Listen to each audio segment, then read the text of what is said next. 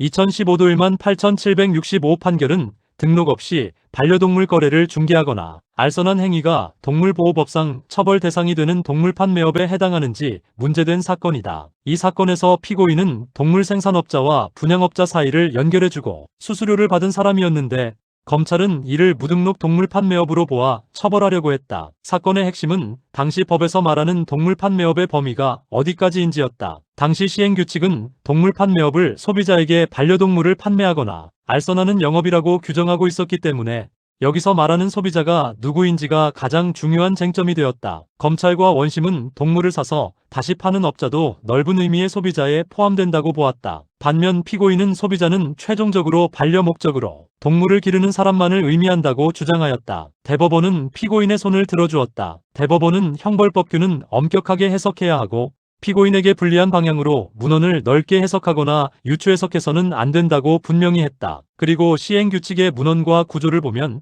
동물 판매업은 소비자를 대상으로 하고 동물 생산업이나 수입업은 영업자를 대상으로 하도록 구분되어 있으므로 소비자의 영업자를 포함시키는 것은 문헌의 의미를 넘어서는 해석이라고 보았다. 결국 동물 생산업자와 분양업자 사이를 중개한 행위는 당시 법상 동물 판매업에 해당하지 않는다고 판단하고 원심 판결을 파기하여 다시 심리하도록 돌려보냈다. 이 판결의 요지는 간단하다. 법에 소비자에게 판매 또는 알선이라고 되어 있으면 그 소비자는 반려동물을 실제로 기르는 최종 구매자를 의미할 뿐이고 다시 판매하려는 업자는 포함되지 않는다는 것이다. 그리고 이런 범위를 넘어 처벌하려면 법을 고쳐야지 해석으로 넓힐 수는 없다는 점을 강조한 판결이다. 헌법적 관점에서 보면 이 판결은 죄형 법정주의를 강하게 확인한 사례다. 죄형 법정주의는 법에 없으면 처벌할 수 없다는 원칙인데 이 사건에서 대법원은 행정규칙에 근거한 처벌이라 하더라도 그 해석은 엄격해야 한다고 보았다. 만약 원심처럼 소비자의 범위를 넓게 해석하면 국민은 어떤 행위가 처벌되는지 미리 알 수 없게 된다. 따라서 이 판결은 법적 안정성과 예측 가능성을 지키는 측면에서 긍정적으로 평가된다. 다만 한편으로는 반려동물 유통 과정의 불투명성과 불법, 중개를 규제하기 어렵게 만든다는 점에서 정책적 한계도 드러낸다. 형사법적으로 보면 이 판결은 구성요건 해석에서 문헌 중심 해석을 철저히 적용한 사례다. 특히 행정법규 위반이 곧바로 형사처벌로 이어지는 영역에서는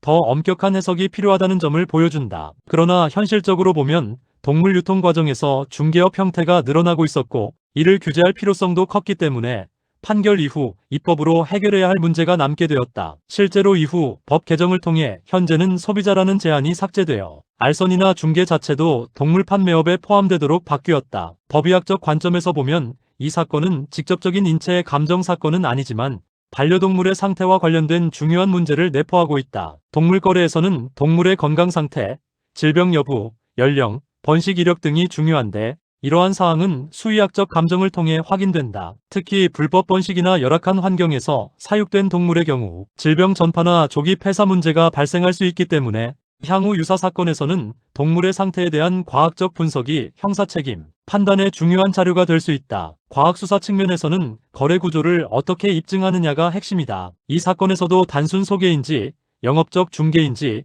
반복성과 수익성이 있는지 여부가 중요했다. 이를 입증하기 위해서는 계좌이체 내역, 통화기록, 문자 메시지, 온라인 광고, 거래 계약서 등이 중요한 증거가 된다. 특히 최근에는 SNS나 메신저를 통한 거래가 많기 때문에 디지털 포렌식이 중요한 역할을 한다. 또 동물 이동 경로를 확인하기 위한 CCTV 분석이나 운송 기록도 보조 증거로 활용될 수 있다. 결국 이 판결은 당시 법 문헌의 한계를 넘어 처벌할 수 없다는 점을 명확히 한 결정이다. 동시에 반려동물 산업이 확대되는 현실에서 법이 뒤따라가지 못하면 어떤 문제가 생기는지도 보여준다. 그래서 이 판결은 단순히 무죄 취지 판단이 아니라 입법 개선의 필요성을 드러낸 중요한 기준점이 되었다고 볼 수 있다.